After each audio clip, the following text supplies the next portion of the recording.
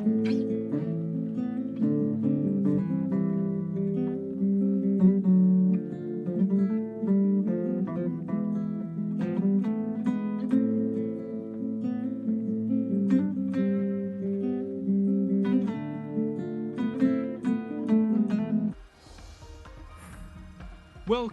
to the Budget and Policy Committee of Denver City Council. This session of the Budget and Policy Committee begins now.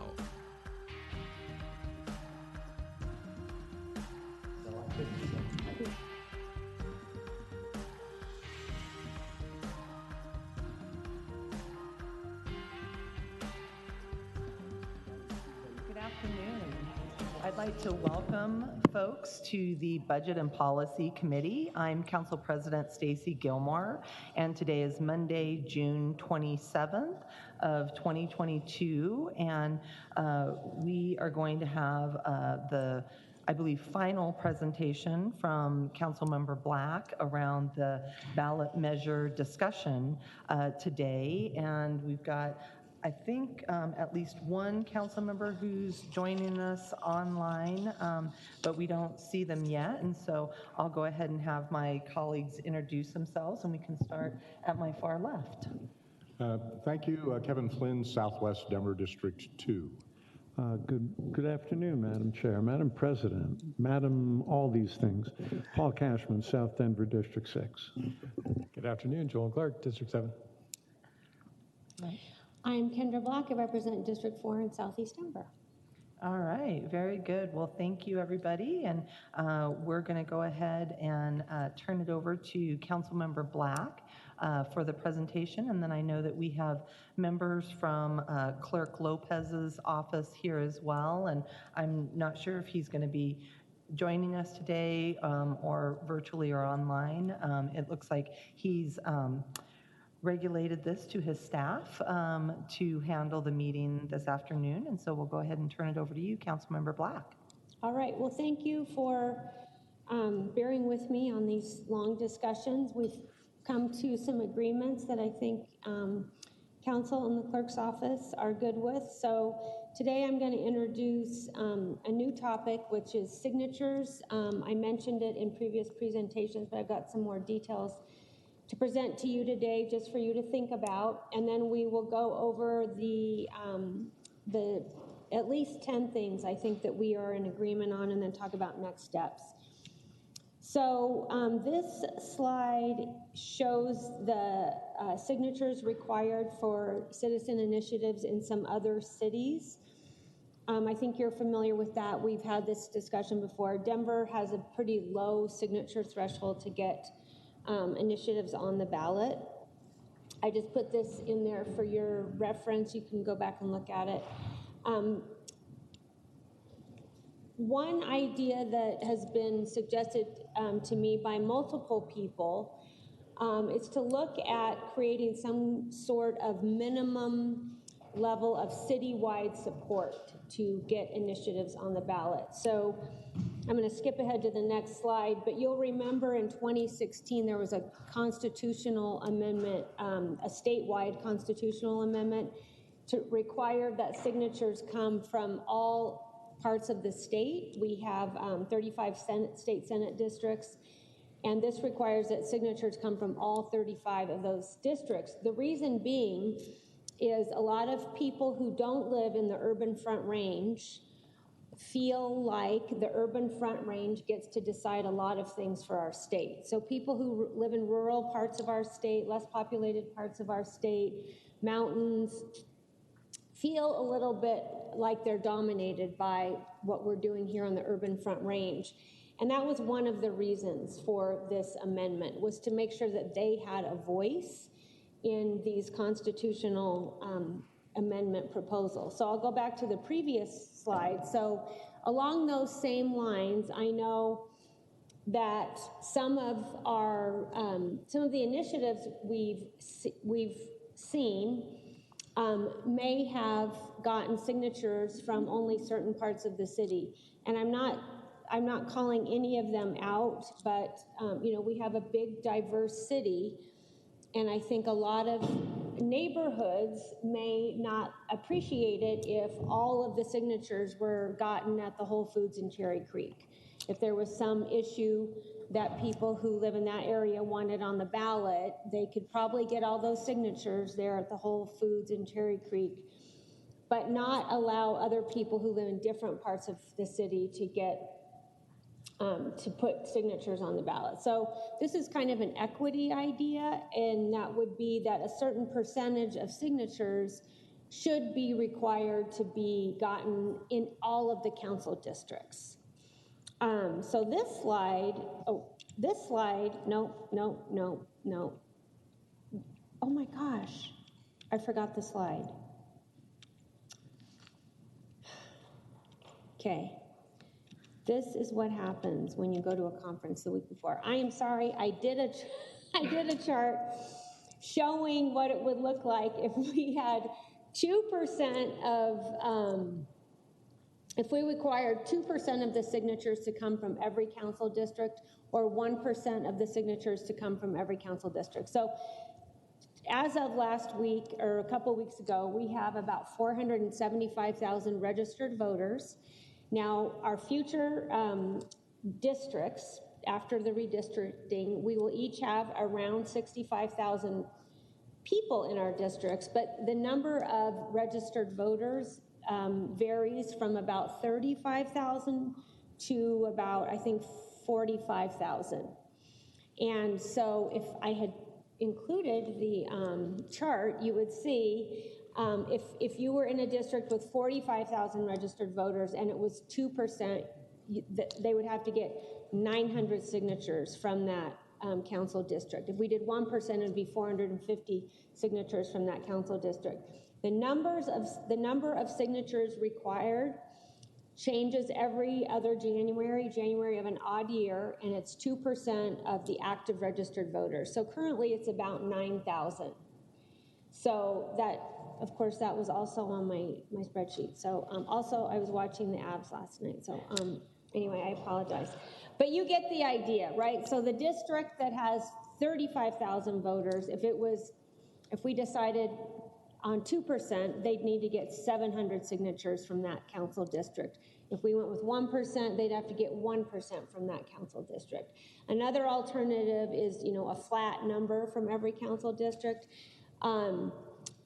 The idea I like about this is you have to show a minimum level of support citywide to put something on the ballot. We have had, on this slide it says in 2021 we had 6 initiatives and 5 were overwhelmingly defeated. And so I just think there's something to the fact that we don't want just one part of our city kind of deciding what goes on the ballot. Similar to what I was saying with the state and the urban Front Range kind of dominating. So that was one idea. I apologize for not doing that correctly. I'm going to keep going, and then we can, you guys can ask me questions. These are the things I think we've all agreed to based on the work group and the recommendations from the Ballot Access Modernization Committee and some of the clerk's recommendations. I'm not going to go over these because I feel like we've talked about them a lot. But here's the first 4. Here are 3 more. And here are 3 more. Councilwoman Kanich had a question about the withdrawal deadline. She's not here, but I will let you answer her question. I think we were all okay with all of these. And last week you all kind of gave me the thumbs up on creating a council process and timeline. And what I am proposing is that we would create a council process in our rules, and that we would create a timeline in ordinance, and it would be a 90-day deadline to refer something to the ballot from the council. So it's just an extra 30 days.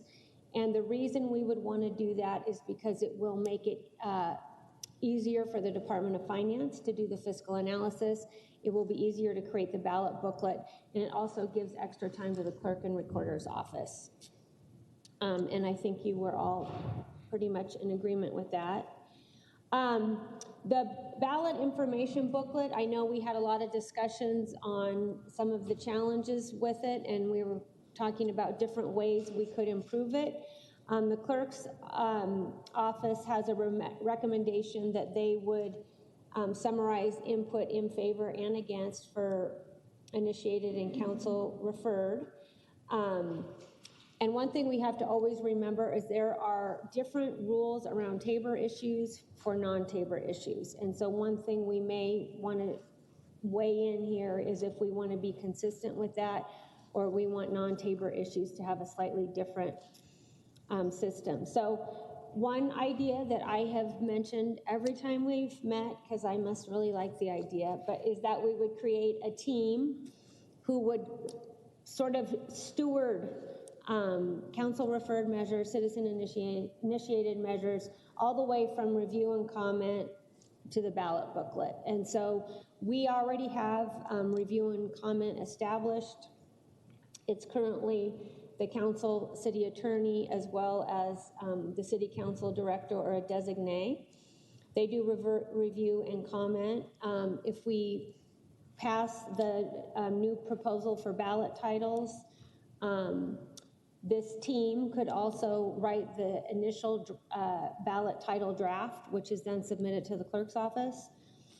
And then this other idea that this group could solicit from the community both pro and con comments even before something may have made the ballot. That is the benefit the state has over us, is they know what's going to be on the ballot when the state session ends in May, so they have all that time to work on the ballot booklet and get statements. So we could solicit them even if something hasn't made the ballot.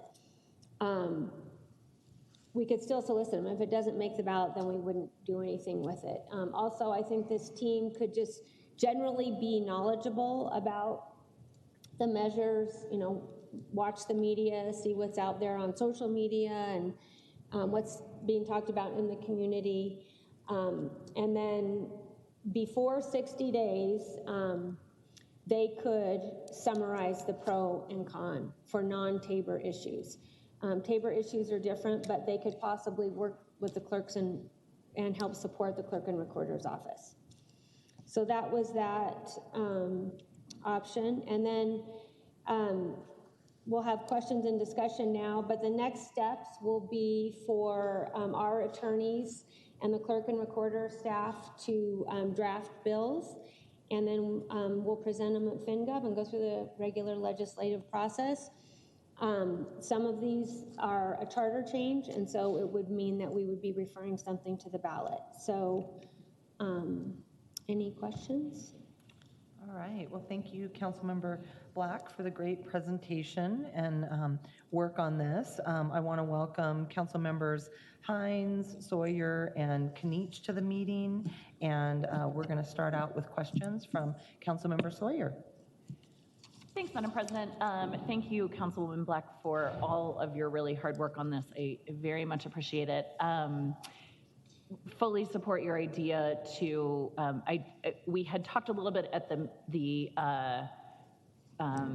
meetings along the BAM committee about the potential of raising the signature threshold.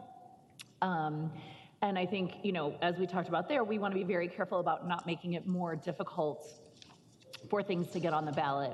At the same time, I think it's a totally reasonable requirement to have a buy-in for an initiative from across the city. And so I definitely support your idea of having the signatures, I don't think 2%, but maybe 1% from across the city for a citizen-initiated ordinance. And I'm just curious whether there is anything like, I recognize that there is this same process at the state from the 2016 constitutional amendment, but curious if there's anything similar in terms of the percentage requirement that you looked at that could, that we could sort of analogize this to as we're talking through it. I knew someone was going to ask me that question, but I do not have an answer. I'm sorry. And that's okay. Like I said, the 2016 charter amendment that's statewide makes a lot of sense. And so I was just curious whether there were any other city processes that might be analogous to this, but if there aren't, that's okay. We've got the state process that is, and that makes a lot of sense. So for what it's worth, I am in support of that. I think it's a good balance, and so really appreciate that. There was a second thing I wanted to say, but I can't remember what it is, so when I remember it, I will get back to you. Thanks. All right, great. Thank you, Councilmember Sawyer. And want to also welcome Councilmember Sedabaca, who's joining us virtually online. We'll go to Councilman Cashman. The question was answered. Thank you, Madam President. All right, thank you, Councilman Cashman. Councilmember Flynn. Thank you. Councilwoman, could you go over again the proposal for requiring signatures from different council districts? And you said it would not apply to charter changes. Why would that be? Because my observation is charter changes, that changes the constitution of the city, and probably would be the more important between charter changes and initiatives. In my view, it would be the more important to have a broader citywide support. I believe that is something in state law. And yes, it is something in state law. Okay. I'll ask for clarification on that. Yeah. And then you mentioned 1% or 2%. That seems very low to me. The state requirement is 2% from each of 35 Senate districts, which is 2 times 35 is 70%. 2% of 11 council districts is only 22% of total signatures. I would suggest, because of our low threshold to begin with, that maybe at least 3% or 1/3 of the signatures being allocated in specific districts would be a better target. Well, if it was 3%, it would possibly exceed the minimum number needed. The what? That might exceed the minimum required number. 3% of total signatures. Oh, you're talking about 3% of active voters. It's 3% of active registered voters. Okay, I'd have to think on that. Yeah. It would be helpful again if I had the chart. Okay. Yeah, I was suggesting that 3% of the total valid signatures would come from each council district. It would be an easier thing to. Yeah, I think it's more equitable if it's based on the number of registered voters in that district. Okay. But, do you think you or the clerk's office could provide a breakdown by district as to what that would mean? Yes. In each district, because the number of active voters in each district varies pretty widely. Yes, and I have that on my computer. Yeah. Right. Right, but it could be 3% of, like in Council District 3, it's a lower percentage. Yes. It's a lower total. The number of registered voters for each council district varies from about 35,000 to 45,000. And so for the 45,000 district, 2%, you'd need 900 signatures from that district. The district that has 35,000, you'd need 700 for 2%. Okay. The state requirement, though, maybe I've not been thinking about it correctly. I thought that the state requirement was what is it, how much percent from each council district? From each Senate district? It's 2% of the registered voters who live in each of the districts. All right, thank you. That's all. All right, thank you, Councilmember Flynn. And we'll look to get that follow-up information from you, Councilmember Black, as well. And I don't have anyone else in the queue. Oh, thank you, Councilmember Kniech. And we're seeing if we have any hands raised online, and we don't. And so go ahead, please, Councilmember Kniech. I'd be happy to defer to you, Council President. You were about to say something, Oh, so no, please, I'm happy to go. that's totally fine. I was going to say we can actually, I know Councilmember Black had referenced a follow-up question that you had asked, and glad that you're here so that you can pose those in person. So go ahead, please. Thanks. I was listening earlier. This is my Monday trend. I'm always cutting it a little close, but I might have been walking in when you did that mention, so you'll need to refresh me on that piece. But I was just going to chime in about the signature requirements. Does that work at this point, please? Yep. Yeah, so my personal view is that I would support the increasing of the threshold of signatures, whether that's of registered voters or of those voting. I think our threshold is too low and has proven not to be a good predictor of where the people of Denver are at. I believe that the best practice research from other cities is quite clear that a higher threshold would be more appropriate and in line. So I appreciate the research that was done on these other cities that are in the presentation. I would not be in support of spreading it out per council district. I'm an at-large member of council. You would think it would be the easiest for me to collect signatures when I'm running for office, but this is the way the conversation goes. Hey, do you live in Denver? Yes, I do. Oh, great, I'm running for office. What neighborhood are you in? I'm in Thornton. I will just say to you, the ability of someone collecting signatures to figure out where someone is and the geography, because you want to track your own performance before you turn signatures in. I just think that is too onerous and difficult. So I appreciate the intent, and I don't disagree with the goals behind representative signatures. I just don't think it's practical to implement at this time for folks. People are, you can eyeball, well, it seems like this person's address is in Northwest Denver, but I just think that's too much to put on folks, especially if we increase the threshold. Increasing the threshold should naturally produce a little extra effort to get a broader sample of signatures. So I support one piece of the potential change. I don't support the other. So just wanted to weigh in on that, and then I can defer on any other questions that I might have missed while I was coming in. Thanks. You asked me a question for more information on the candidate withdrawal deadline. And Ben, would you like to answer that? Yeah, should I explain for our colleagues why my question was raised? The team has made a really persuasive case about moving the deadline up for getting on the ballot. When you get on the ballot, there are signatures to verify, there's residency, and all of those things. There are none of those risks, and there's unlikely to be anyone to sue if you're trying to get your name off the ballot, right? There's no verification process for signatures or residency. Who would be the litigant saying, oh, that person should not have been allowed to withdraw their name? It's just an unlikely scenario. The lawsuit risk is on putting names on the ballot, right? It's not on taking them off. So I saw very little compelling reason to extend the deadline. Countervailing that is the fact that if someone really legitimately is either not able or willing to do the job anymore, I'd rather get their name off until the very last moment that we practically can, because I'd rather have a cleaner ballot than a ballot with a name on it that is no longer interested or able to serve because they're deceased, for example. So for me, I did not believe that the two were the same. Putting a name on the ballot is totally different than taking a name off, and I did not feel that we should be making it harder to get your name off. I'd rather have that ballot cleaned up till the last possible moment. So that's the reason behind my question. You all had, I think, a UOCAVA reason behind making the match. That wasn't compelling to me. Again, I'd rather just get a cleaner ballot, right? If someone's deceased, I'd rather get that name off till the last moment before we go to the printer. So I can't remember exactly what question I asked, but that was the rationale behind my concern with that particular proposal. Thanks. Ben Schler with the Clerk and Recorder's Office. And Councilwoman Black forwarded your question, so, and thank you for re-articulating it.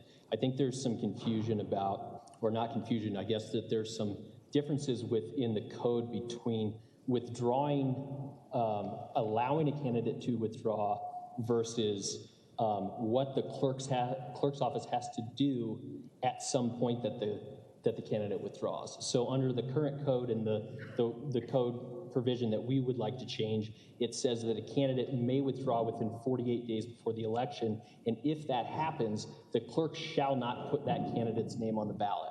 That's the unworkable component for us and that's why we're trying to shift everything from 55 days to 60 days so that we can get that person's name on the ballot or know that we have time to make sure that their name is not on the ballot. With regard to your second point, as far as someone should be able to take their name off the ballot, I think we totally agree with that. I think that that's in concert with our proposal to have a vacancy committee, you have to have some sort of method to replace that candidate or some other thing in order to make sure that you still provide voters an option, or you just have no one.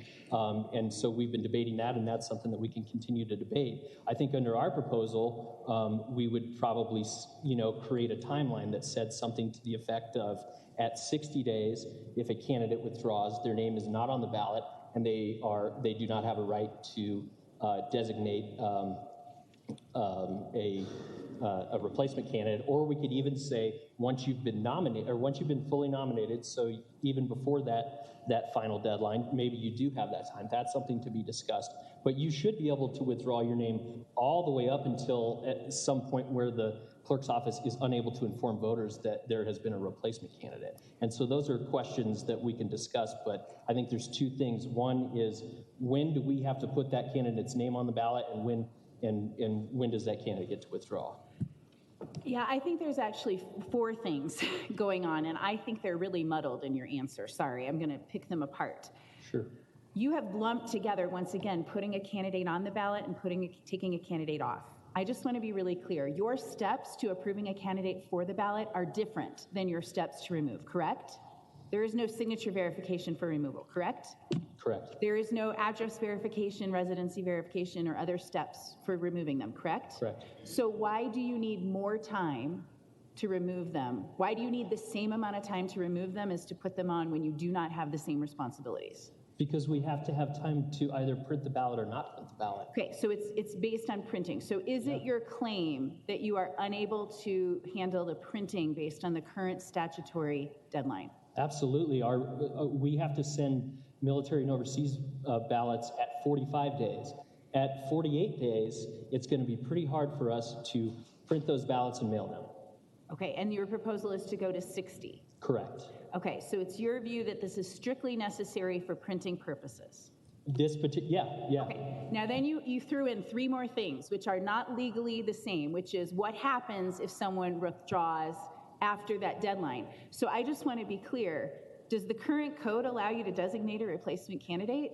It does not. Then why are we raising that now, unless you've had a proposal to add a new provision that I missed? Because I did not see any proposal in your draft ordinance that you circulated to council, nor in Councilwoman Black's PowerPoint about what happens if the withdrawal is later. So I think it's really important for council members to know those are totally distinct legal questions. One is, what's the deadline? The second is, what happens if you withdraw after the deadline? So you're raising a new issue that I hadn't seen in any of the prior documents. Understood, and I apologize because when I read your email clip to Councilwoman Black, it seemed to me that you were conflating withdrawal of a candidate in total with the idea of withdrawing so that we could take their name off the ballot. So I apologize for the additional information. What I will say is that I think that our proposal probably could use some amendment.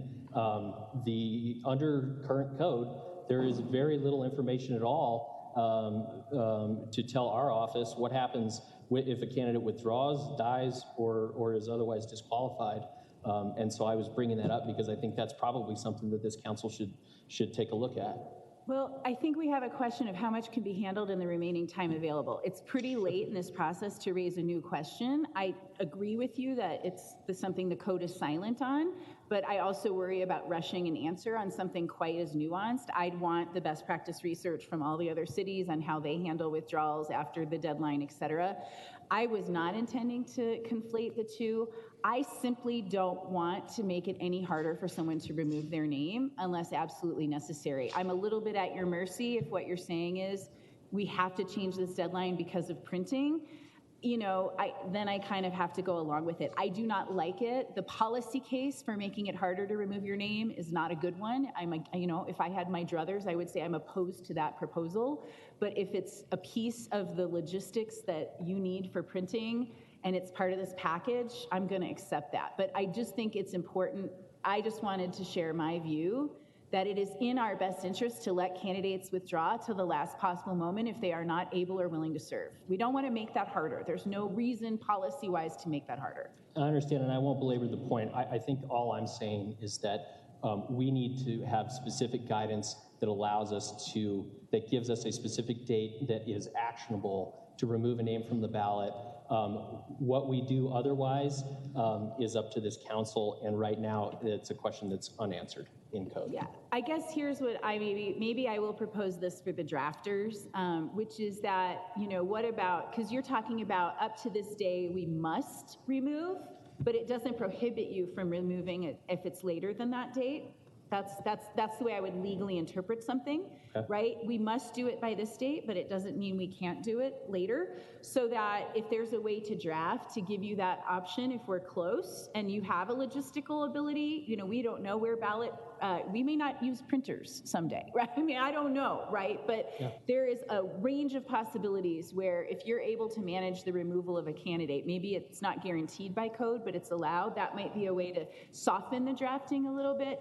And then I guess I will defer to, you know, my colleague, Councilwoman Black, in this body about whether we want to get into the weeds on what happens if you withdraw post-deadline. That's a whole new topic. It hasn't been researched or presented, so I'm nervous about taking it on, but I guess that's up to the body and Councilwoman Black, who's been leading us. So I think that's all I have on this topic.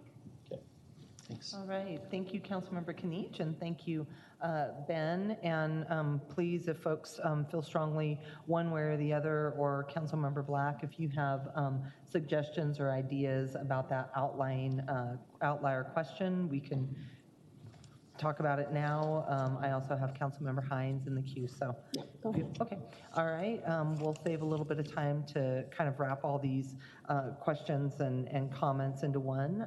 Councilmember Hines, go ahead with your questions. Thank you, Council President. We gave elections just enough time to sit down. Hi. I want to verify the number of registered voters we have in the city, and if you could come to the microphone just so that they can, so that the public can hear you too. It's like 450,000, 455,000? 476,000. Okay. And then what about, how many of those are Uokava voters? Hopefully elections It's not many. A few We'll thousand, I give think. Ben a second to phone a friend I to think it's get that information. While they're looking, it's a few thousand. It's not. Yeah, I'm trying to think, Councilmember Flynn, when we sat on the Charter Review Committee, I know this, the Uokava 45-day mailing deadline was something that we spent a lot of time on, and I don't recall if we had a number of how many ballots. Testing my memory, I believe it was about 1,800 active Uokava. Okay, all right. See, if I was close enough without going over, I win Price is Right.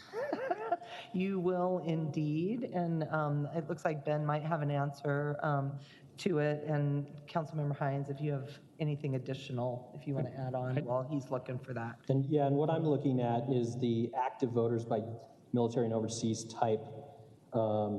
And what we have right now, and this was created on June 1st, 2022, in Denver, 799 military, 4,099 overseas voters, for a total of 4,898. Okay, thank you. So just under 5,000 of our 476,000 registered voters are military and overseas, which is just over 1% of the total. I wonder, I mean, we certainly should treat every voter the same, right? We shouldn't give one ballot to our overseas voters and a different ballot to, you know, say in 3 days we printed the Uokava ballots and then someone were to be dropped from the ballot. I guess where I'm going with this is I wonder if it is possible to take the first 1.03% of the ballots printed and prioritize that for Uokava. To Councilmember Kinich's point, we don't know what limitations you have, and of course we have to accept it on its face, because what are we going to say? You're wrong. You don't know how to do your own business. But I am trying to come up with a way to achieve the intent of, let's make sure that the ballot is as pure as it can be, while also making sure that everyone gets the same ballot? That's a good point. I think it's very difficult to kind of put things in silos like that when you're a large city and you're printing a lot of ballots. But that's certainly something that we'd be happy to look into. I think, though, that one of the larger issues here is that we are not against allowing folks to withdraw from the ballot. It's really just the practicality of it. And I think that we're missing what happens next when someone withdraws from the ballot after whatever date we select. And so I think that we should be addressing both of those issues. But we'd be happy to take a look and come back to the council with an opinion about how we could address only the UOCAVA voters when it comes to withdrawal. Okay, thank you. Thank you, Council President. Thank you, Councilmember Hines, and would like to welcome Councilmember Sandoval to the Budget and Policy Committee as well. And up next is Councilmember Seda-Baca. Thank you. I have a question about community participation in the conversation about increasing the threshold of signatures. We've talked a lot about how it's easy or too low right now. And I would guess that many people who've gotten things on the ballot do not feel that that is accurate. It is very difficult, especially if you don't have funding to get signatures. And so I think that we're walking on an equity issue here, and increasing that threshold is not a good idea, especially not doing the threshold by districts. You could have an entire district basically prevent an equity measure from getting on the ballot because they don't want change. And so I think that is both of those are problematic. And I would like to know what community involvement was there in discussing the increasing the threshold, because I asked just a couple of people who were on that committee, on the Ballot Modernization Committee, and they are saying they did not agree that that was a good idea. Thanks for asking that. I've never said we've had a community discussion about that. In fact, today I was just introducing a topic for discussion, which was having a minimum number of signatures from each council district, and that actually would be to address equity, to ensure, as I said at the beginning of the meeting, Councilwoman Seda-Baca, I think you were late, so you might not have heard me say this, but you just brought up an equity issue, not getting on the ballot. Well, someone could stand at the Whole Foods in Cherry Creek and get all the signatures they needed.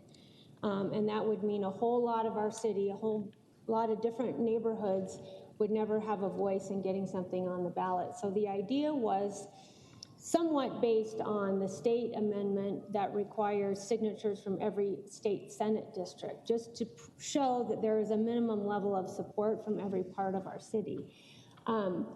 We are not having a discussion about increasing the signature threshold. That is a conversation we can have in the future, but it's not something we're having this month or next month. There are a lot more issues that I think we can continue to talk about while I'm on the council. I'm happy to continue to lead the conversation, and that could be one of them. Councilwoman Kniech and Ben had a discussion about another topic that we could continue talking about.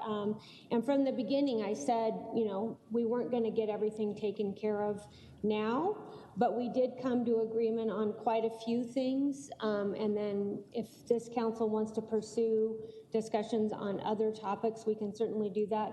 And that would, if we did want to talk about changing the signature threshold, for sure, that would be a conversation we would have with the broader community. Thank you. I just want to make sure, though, that we're very clear about these ideas having their own process or day in front of community members. It feels really uncomfortable to have had the Ballot Modernization Committee or work group, whatever we were calling it. And then there were ideas generated in there, plus more, but we're kind of talking about all of them as if they were all generated and approved and discussed by that committee. And so I just want to keep those conversations separate when they come to committee, because the new ideas have not been vetted or had stakeholder engagement. And we should give those their opportunity to be vetted by the public, since this is the public's only really other way around the legislative branch if they're choosing to get something on the ballot that we wouldn't put on the ballot without them. So thank you. Thank you, Councilmember Sedabaca. Next up, we've got Councilmember Sawyer. Thanks, Madam President. I remembered what my other question was, but before I get to that, I just want to, if it's okay with you, quickly respond to what Councilwoman Sedabaca just said, because it's a little bit concerning to me, because everything that we have discussed in committee, this committee over the last like 5 weeks or 6 weeks or whatever it is, was something that was discussed at the Ballot Access Modernization Committee. Some things were agreed on and moved forward. Some things were disagreed on and moved forward for further discussion. Some things were, we decided we simply couldn't address in this process, for example, the signature requirement, but wanted to make it very clear for the public who's watching in particular, and for our other council members who weren't a part of that committee, that everything we have discussed here was something that was discussed at the Ballot Access Modernization Committee. Thank you. I'm reaching for the microphone. Thank you for saying that. And I'll add that other than this presentation, which I clearly hastily put together, every other presentation I brought to this group had a chart at the beginning showing each of the topics, and all of these were on it. And whether there was consensus, where there wasn't consensus, whatever. So if anyone wants to, I can email them the previous presentations, but that is all on that those other presentations. Thank you for mentioning that. Yeah, well, thank you for putting this all together. Really appreciate that. So my question was around the idea of a potential threshold requirement for each district. And I just want to make sure, and I'm sure that this was on your slide that you didn't put in, so I'm really sorry, but wanted to make sure I have my head wrapped around the requirement. So in order for a citizen-initiated ordinance to get on the ballot, to qualify for the ballot, it must have approximately 9,000 signatures. That's right, okay. Just want to make sure if that's confirmed first. So then in order for a citizen-initiated charter amendment to get on the ballot, that's more like 50,000 signatures, isn't it? I believe it's 22,000. It's 5% of registered electors. Okay, it's but a significantly higher bar for a charter change amendment than for a citizen-initiated ordinance. Yes. Okay, great. Thank you for refreshing my memory on that. So if we were going to consider the idea of ensuring better equity and better buy-in from citywide for citizen-initiated ordinances, by requiring some threshold per council district, would it be like 1% of the 35,000 voters in that district, or 1% of the 9,000 votes that are required to get something on the ballot? I just wasn't clear with the way it was presented.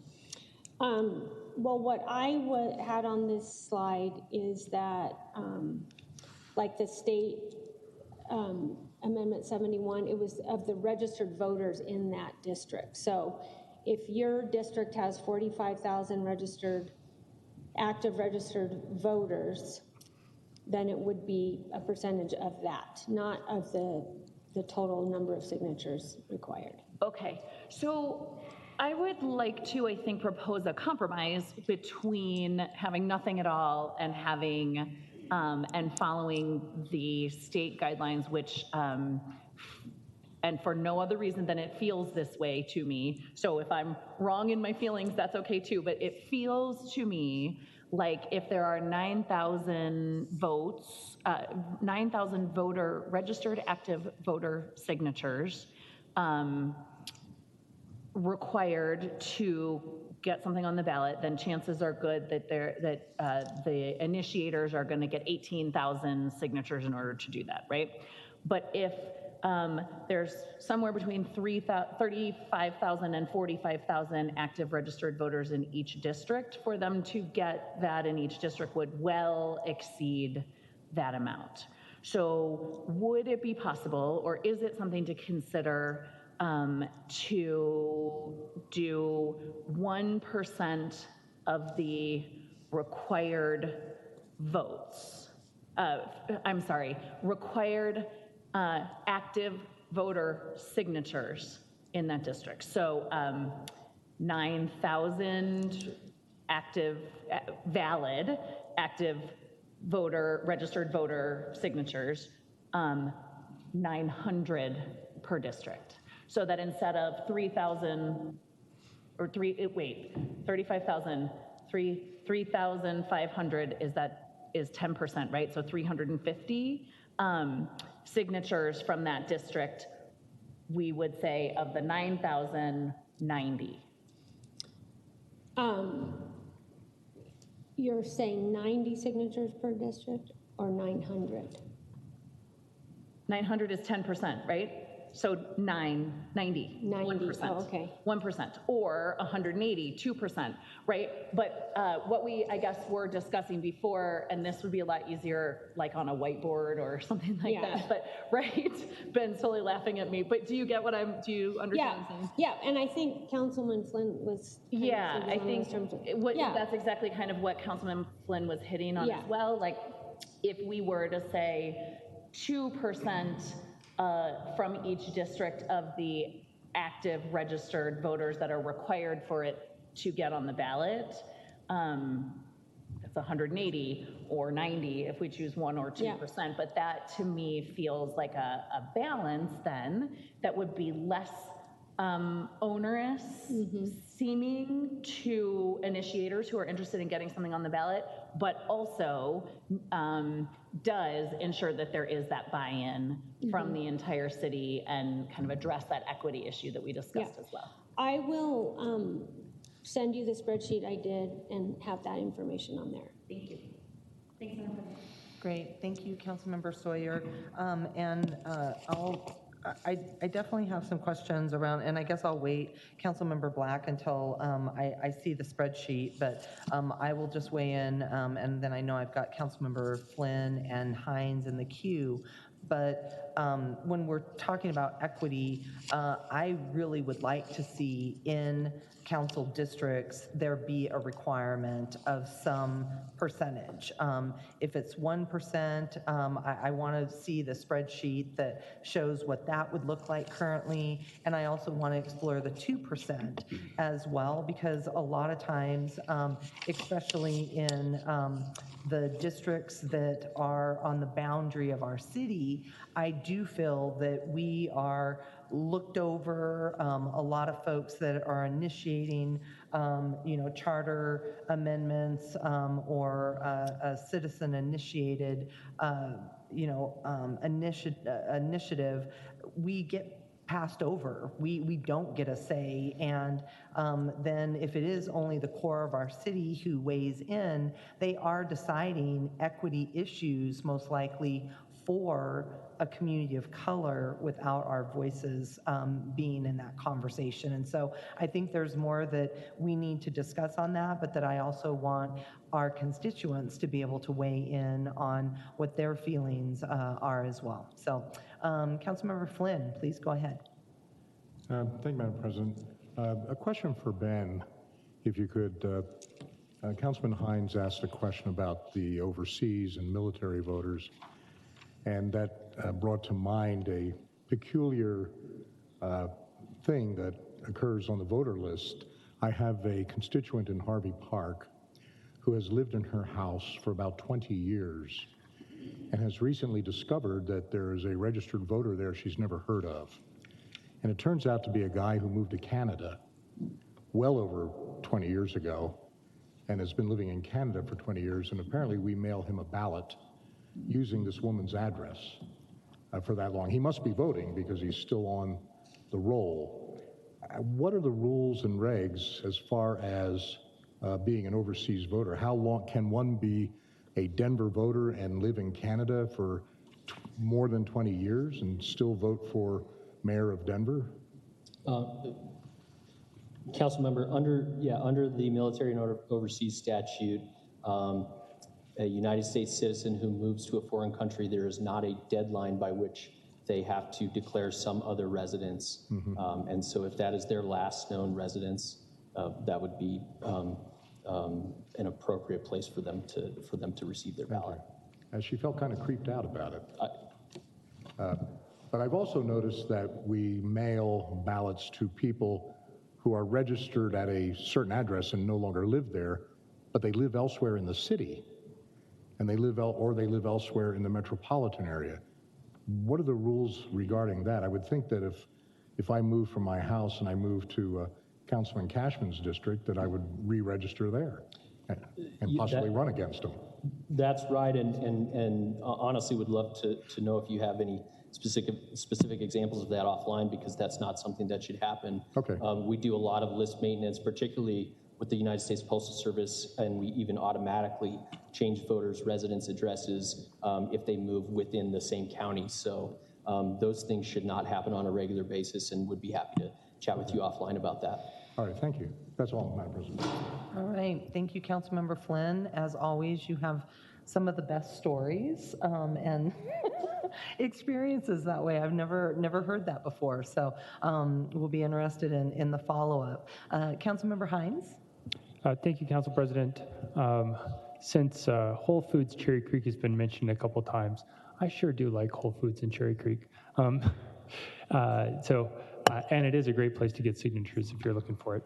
But speaking of Cherry Creek, Councilmember Kinich had mentioned that she asks people if they live in Denver, and they say yes, and she used the example of Thornton. I would go even into more detail, and I would say, do you live in Denver? And they say yes, and I say, where in Denver do you live?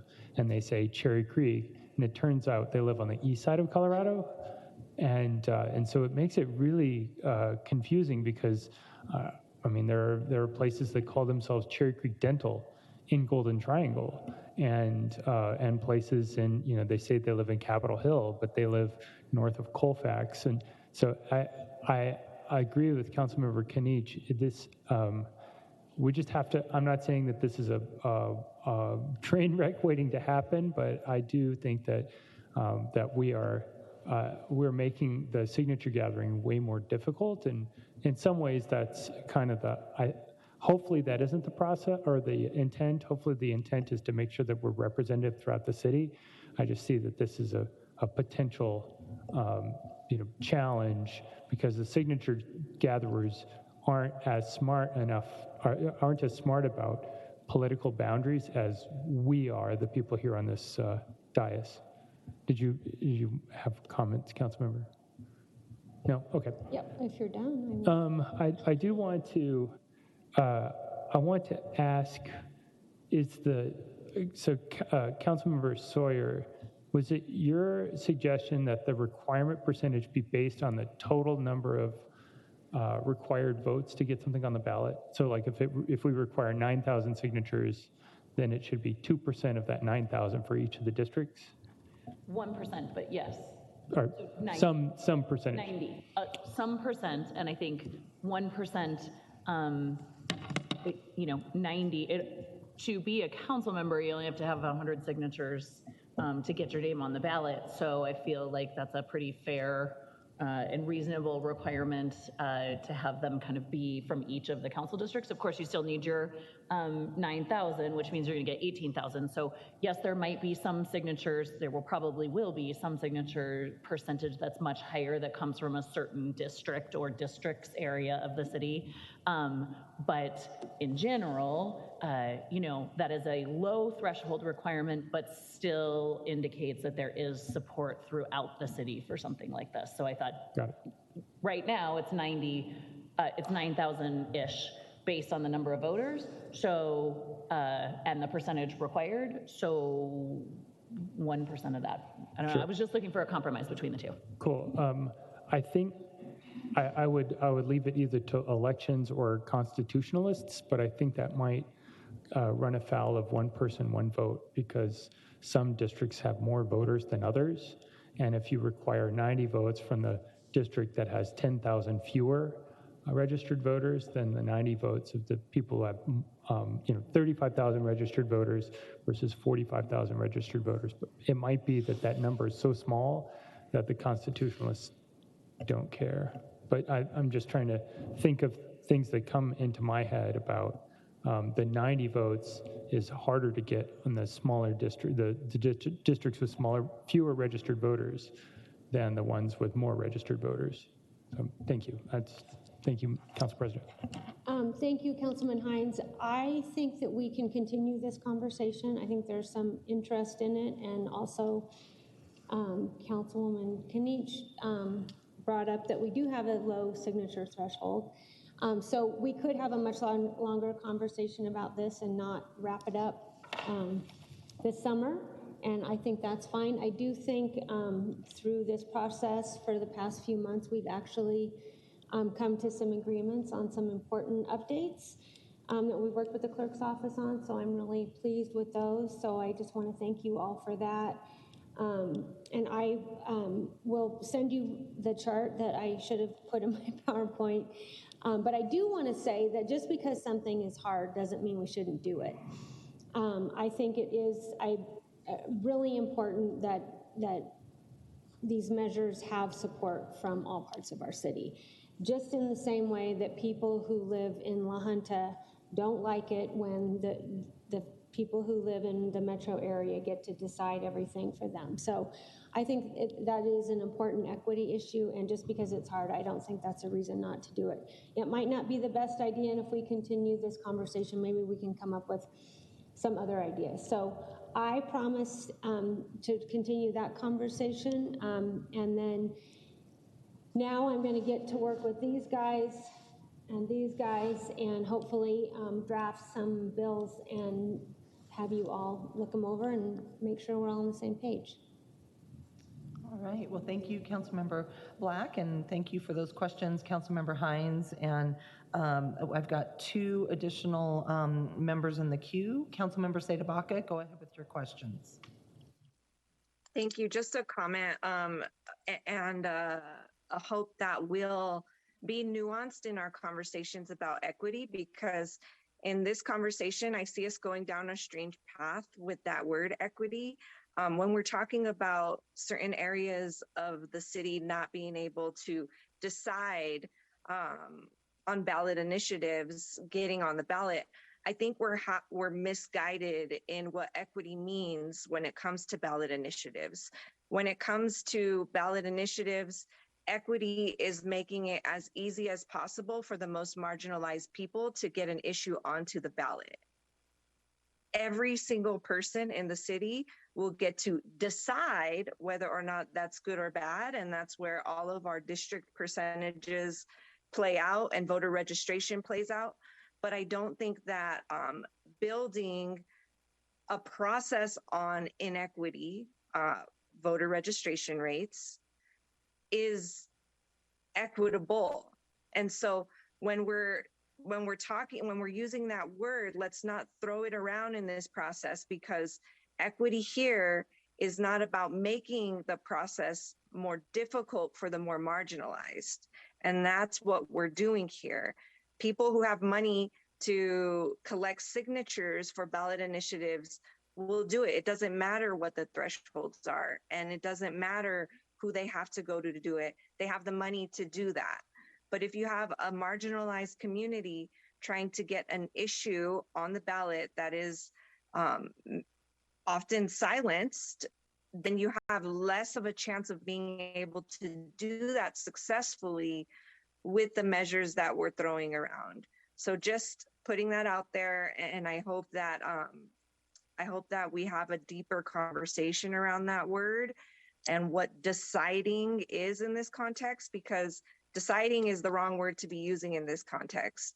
The deciding comes in the vote, and I think that we need to be understanding that these are two separate things here. Everyone will get to decide whether it's a good or bad initiative. And that's kind of what we should want in a democracy. So thank you. Thank you. Our next speaker up is Councilmember Kniech. Thank you, Council President. I guess maybe I'll just respond. I appreciated Councilwoman Saida-Baca's, desire for more nuance in the conversation around equity, and I think that it is really complex. And I just don't agree that it is by definition more equitable to make it easier to get on the ballot. And I will give a concrete example. Ballot measures in this city and ballot measures in this state have several times been used by grassroots groups that were not well funded to take away the rights of minorities. So Initiative 300, as they were all numbered, so I know no one knows what that means, but many years ago there was an Initiative 300 that made it an automatic seizure of your vehicle if you were arrested without your driver's license in this city. It was an anti-immigrant provision. It was put on by a fringe group that was not well funded because our threshold was too low. And that was a minority group that didn't have the numbers to fight that ballot measure, and it lost. It doesn't just take money to get on the ballot, it takes money to fight a ballot measure, and ballot measures have been used to attack. We all know that the statewide measure, to fight LGBT rights.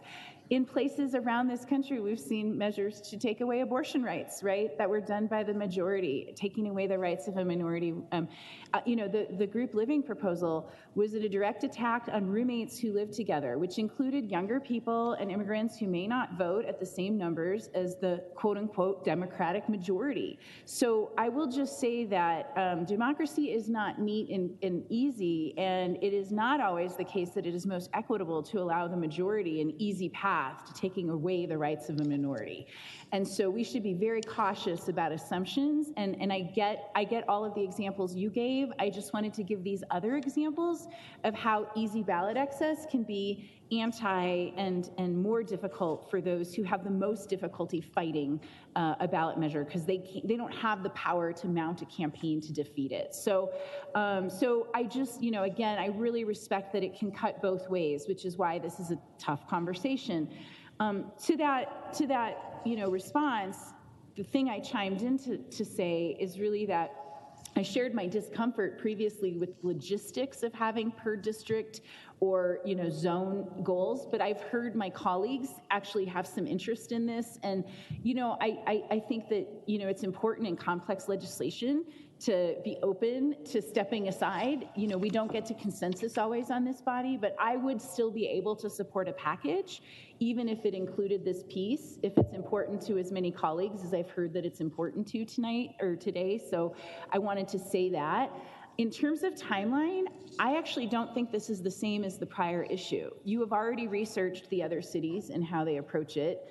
You already know what the math is, and you already have some interest and ideas from council members. So I don't know that this one is the same. Now, it is unfortunate that the working group didn't have time to consider everything. You ran out of time for that group, and I respect that that may be enough of a concern for folks that you don't do this in this round. But I am concerned about next year being a general election year and a whole raft of ballot measures that require, frankly, communities that struggle. I mean, we saw multiple ballot measures targeting vulnerable people in this last round, right? Targeting people experiencing homelessness, targeting funding for housing, targeting funding for preschool, right? And targeting renters and people who share housing. And so I am concerned about this and would prefer to see a proposal in this package that changes the threshold to be more in line with the best practices in other places. So whether that is a combination of increasing the threshold and these other ones, I'm open to compromise with those who've weighed in persuasively with how they feel. I will not stand in the way of this package if it's not exactly how I would design it.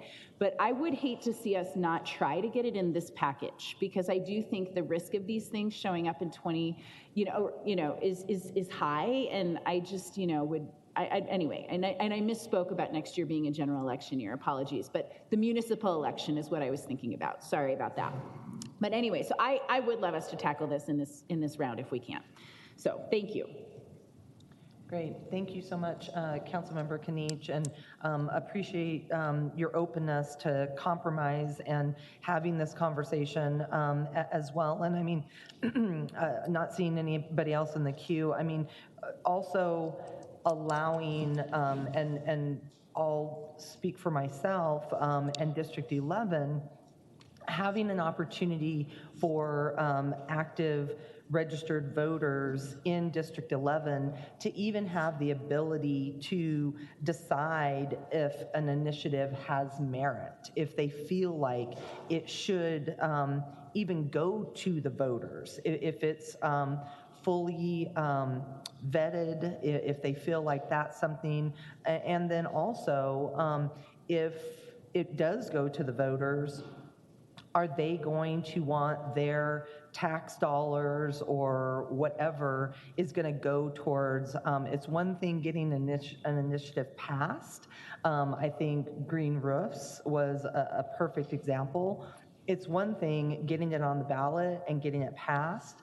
There's a whole nother amount of costs that go into figuring out how you're going to implement and manage those changes. And we don't, right now, I don't feel like have a good way to codify what that true or even estimates of what that cost might be going forward, which is an important consideration, because if there's dollars that are going to be used from the general fund to stand up and to manage that initiative, there's a finite amount of general fund dollars. And so what program, what necessary program in one neighborhood of the city might not have an expansion because general fund dollars have to go elsewhere. And so fully having this conversation and talking through it, and if there are ideas from this budget and policy, or if there's additional work that we can do with council members to get a good idea. I mean, we managed to the majority, managed to the middle, and so if the will of the body is to tackle this and put something forward, I'd be interested in hearing what that conversation is. So, all right. Well, Councilmember Black, any final words? And just want to again publicly thank yourself, Councilmember Sawyer, and Councilmember Flynn for your ongoing work in this area.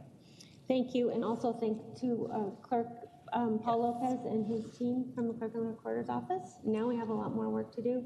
Thank you, everyone. I'll follow up with some of the information that I promised, and we can continue this conversation. But that's all the time I have scheduled for budget and policy, so we will, I'll talk to you one-on-one or come to FinGov or something, but thank you very much. All right, very good. Well, thank you, Councilmember Black, and yes, of course, thank you to our clerk and recorder, Paul Lopez, and his wonderful team that has been here all along the way answering questions today and at the previous meeting. So thank you for your work, and we are adjourned.